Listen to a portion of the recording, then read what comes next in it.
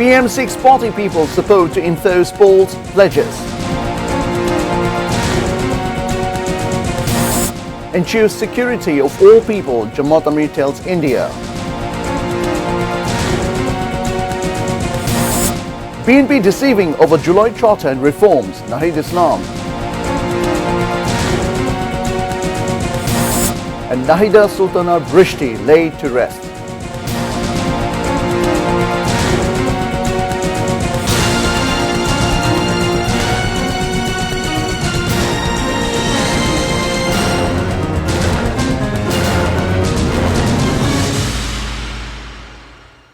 Well, those were the headlines. Good evening, viewers. I'm Salim Kadir, and you're watching English Bulletin.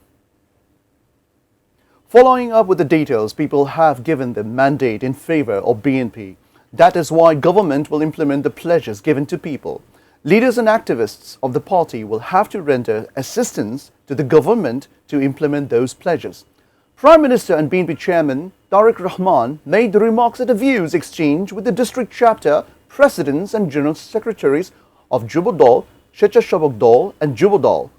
The event took place at the Krishibid Institute of the capital on Saturday afternoon. The Prime Minister said the election was not easy and the path ahead will not be easy. The polls manifesto of BNP has now turned into a manifesto of the people of the country. It is now BNP's responsibility to implement the manifesto as a ruling party.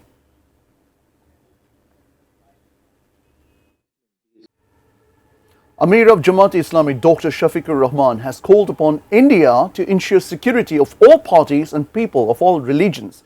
He made the call while talking to the journalists at the Hazrat Shah Jalal International Airport on his return on Saturday, wrapping up 8-day tour to Japan and Thailand. The leader of the opposition in the parliament said some uneven deals have been inked with US and the deals are now under evaluation.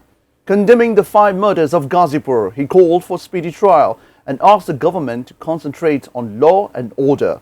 The Jamaat Amir also said there will be direct monitoring of commodity price hike from Sunday. Dr. Shafiqur Rahman also said Japan has been requested to build Cancer Institute and Hospital in Bangladesh, and they have responded positively.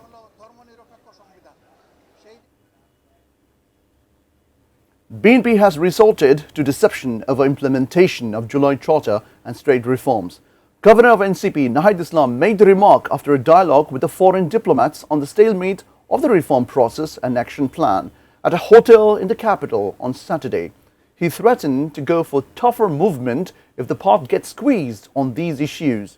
He said the intensity of the movement will depend on the reaction and stance of the government. People are getting deprived of desired benefit due to non-implementation of organizational reforms.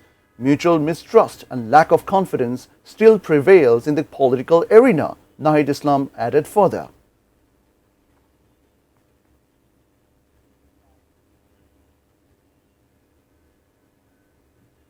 Bangladeshi PhD student Nahida Sultana Brishti, brutally murdered in Florida of US, has been laid to rest beside her grandparents' grave in Char Govindapur of Madaripur.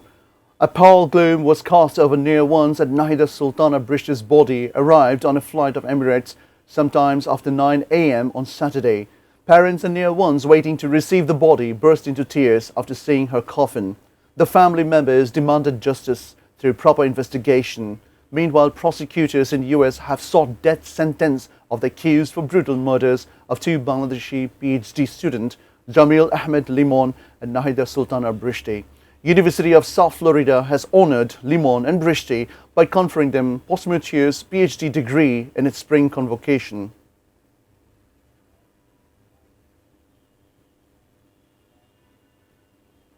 Nine more children have died of measles and measles symptom in 24 hours. The death toll has crossed 350 mark.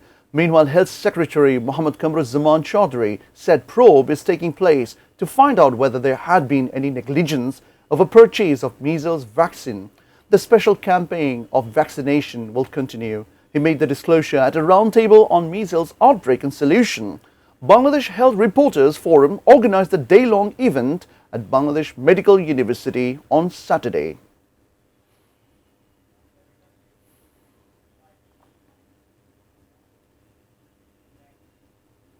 Viewers, we now follow with a short break and we will be back soon with 5 of a family brutally murdered in Ghazipur.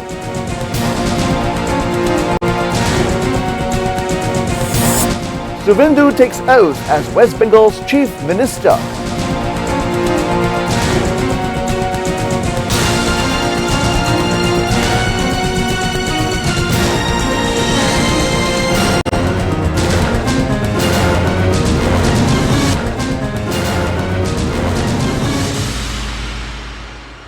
Welcome back. You're watching ATN News. This is English Bulletin. 5 members of family have been brutally murdered by slitting their throats at Kaposhia of Ghazipur. The horrifying incident took place in the wee hours on Saturday. The deceased were identified as Furqan Mia's wife, their 3 children, and Furqan's brother-in-law. According to eyewitnesses, 5 bodies were found lying on the floor. Accused Furqan called his brother-in-law to his house in the name of giving him a job and murdered all. Since then, he is at large. Police said several teams of police are trying to arrest Furqan.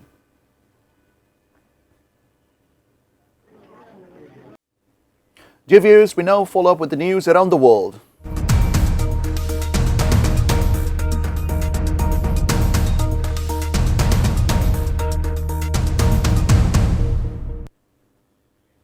Suvendu Adhikari was sworn in as the 9th Chief Minister of India's West Bengal on Saturday. Governor R.N. Ravi administered the oath to Suvendu in a grand ceremony held at Kolkata's iconic Brigade Parade Ground. Prime Minister Narendra Modi, Union Home Minister Amit Shah, Chief Ministers from others BJP-ruled states, some important members of the Union Cabinet and several top central BJP leaders were present at the ceremony. Suvendu's oath-taking marks a major political turning point in West Bengal. Prime Minister Narendra Modi's BJP has formed its first ever government after decisive victory in recently concluded assembly elections. Suvendu became 9th West Bengal Chief Minister, succeeding TMC's Mamata Banerjee, who led the chair for last 15 years since 2011.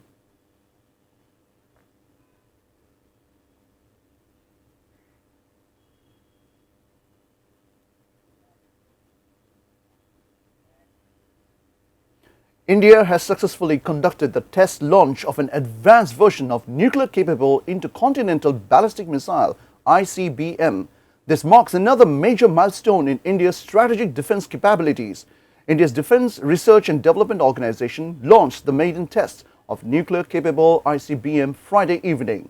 DRDO told media the test launch does not look like that of Agni-6 missile, rather is of ICBM category. Possession of nuclear-capable ICBM technology means ability to respond to nuclear attack, thus preventing any country from attacking first. Only 4 countries, US, Russia, China and North Korea, possess ICBM technology and have deployed ICBMs with over 12,000 kilometer range. If India perfects ICBM capability, any country will come into its missile strike range. Washington is awaiting Tehran's response to a recent US peace proposal to end Iran war. Despite exchange of fire at Hormuz Strait, US President Donald Trump and the Secretary of State Marco Rubio told the media separately. Trump told CNN his administration is expecting to hear back from Iran about the proposal. Citing progress in negotiations with Iran, Trump told US might resume a short-lived operation to guide ships through Hormuz, which he paused earlier this week. Speaking in Rome, Rubio urged European allies to take concrete action against Iran over its Hormuz Strait blockade. Iran's Foreign Minister Abbas Araghchi said every time a diplomatic solution is on the table, US opts for reckless military adventure and questioned whether Washington was engaged in crude pressure tactic. Well, before ending the bulletin, we have top stories once again. PM6 parties people's support to enforce Paul's pledges. Ensures security of all people, Jamaat Islami tells India. BNP deceiving over July charter and reforms Nahid Islam. Nahida Sultana Brishti laid to rest.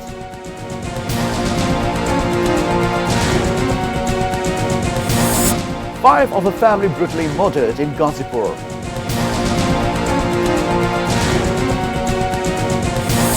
And Suvendu takes oath as West Bengal's Chief Minister.